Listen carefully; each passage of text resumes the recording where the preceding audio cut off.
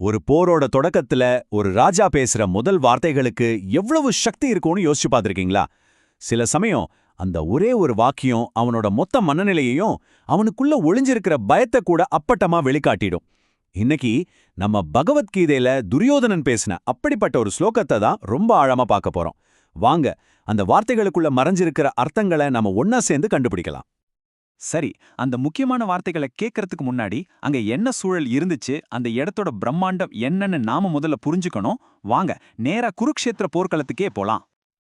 கண்ண மூடி ஒரு நிமிஷம் கற்பனை பண்ணி பாருங்க.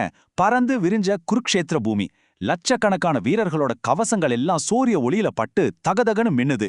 யானைகளோட பிளறல் சத்தம், குதிரைகளோட கனைப்பொலி, இதெல்லாம் காத்துல கலந்து ஒரு விதமான பதற்றத்தை உருவாக்குது. ரெண்டு பெரிய படைகளும் ஒன்னே ஒன்னு தாக்க தயாரா நிக்குது. அந்த இடத்துல ஒரு நிசப்தமான பதற்றம். அப்படி ஒரு வரலாற்று சிறப்புமிக்க தருணத்துல தான் கௌரவ ராஜா துரியோதனன் பேச ஆரம்பிக்கிறான். இவ்ளோ பெரிய படைகளுக்கு நடுவுல நம்மளோட கவனம் இப்போ ரெண்டு முக்கியமான நபர்கள் மேல குவிய போகுது. ஒரு ராஜா, அப்புறம் அவனோட குரு.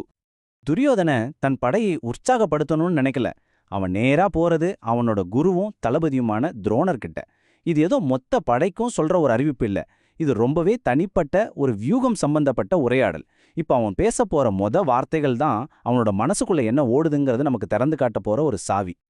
ஒரு நிமிஷம் யோசிங்க. ஒரு பெரிய சாம்ராஜ்யத்தோட தலையெழுத்தையே மாத்த போற ஒரு போர். அதோட தொடக்கத்துல ஒரு ராஜா தன் தளபதி கிட்ட முதல்ல என்ன சொல்லிருப்பான்? அந்த வார்த்தைகளுக்கு எவ்வளவு கனம் இருக்கும்.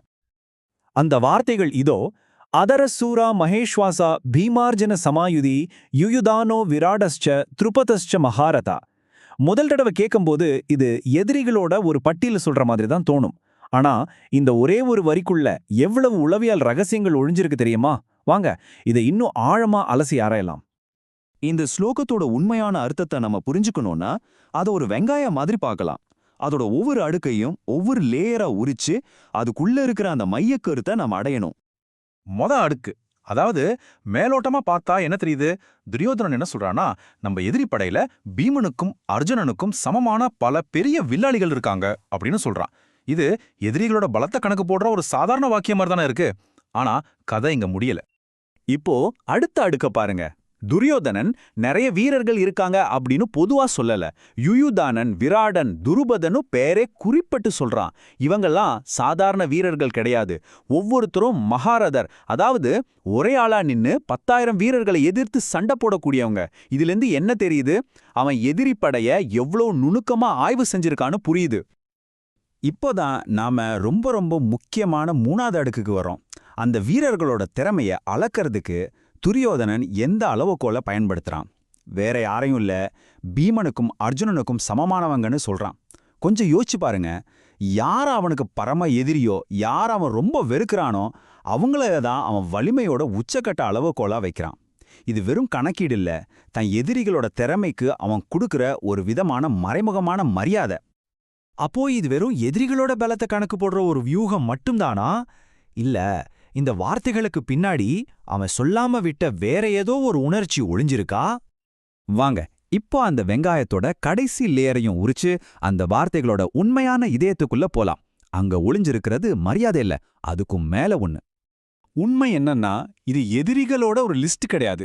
இது துரியோதனோட மனசுக்குள்ள கேட்கிற அவனோட பயத்தோட எதிரொலி. இந்த வார்த்தைகள் அவனோட தன்னம்பிக்கையை காட்டல, அவனுக்குள்ள இருக்கிற ஆழ்மன கவலையை தான் காட்டுது. அவன் பார்க்குற ஒவ்வொரு எதிரியும் அவனுக்கு இன்னொரு பீமன் மாதிரியும் இன்னொரு அர்ஜுனன் மாதிரியும் தன்னோட வெற்றிக்கு முன்னாடி நிக்கிற ஒரு பெரிய தடைக்கல் மாதிரியும் தெரியுறாங்க. ஆக, இந்த ஒரு சின்ன ஸ்லோகத்துக்குள்ள 3 பரிமாணங்கள் இருக்கிறத நம்ம பார்த்தோம். வெளியிலிருந்து பார்த்தா அது ஒரு லிஸ்ட், இன்னும் கொஞ்சம் உள்ள போய் பார்த்தா அது ஒரு மறைமுகமான மரியாதை. ஆனா அதோட ஆணிவேர்ல இருக்கிறது ஒரு ராஜாவோட கவலை, அவனோட பயம். சரி, இப்போ இந்த புது புரிதலோட அதே ஸ்லோகத்தை நம்ம திரும்பவும் கேட்கலாம். இந்த தடவை வெறும் வார்த்தைகளை கேட்காதீங்க, அதுக்கு பின்னாடி இருக்கிற அந்த உணர்வோட சேர்த்து கேளுங்க. அதர சூரா மகேஷ்வாசா பீமார்ஜுன சமாயுதி யுயுதானோ விராடஸ்ச த்ருபதஸ்ச மகாரதஹா. இப்போ கேட்கும்போது அந்த வார்த்தைகளுக்கு பின்னாடி இருக்கிற துரியோதனோட கவலையோட குரல் உங்களுக்கும் கேக்குதா?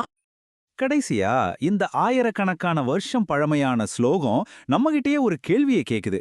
நம்ம வாழ்க்கையில நம்ம ரொம்ப நம்பிக்கையோட பேசுறதா நினைச்சு பேசுற பல வார்த்தைகள் உண்மையில நமக்கு தெரியாமலேயே நம்ம மனசுக்குள்ள ஒழிஞ்சிருக்கிற பயத்தையும் கவலையும் தான் வெளிக்காட்டுதோ யோசிச்சு பாருங்க.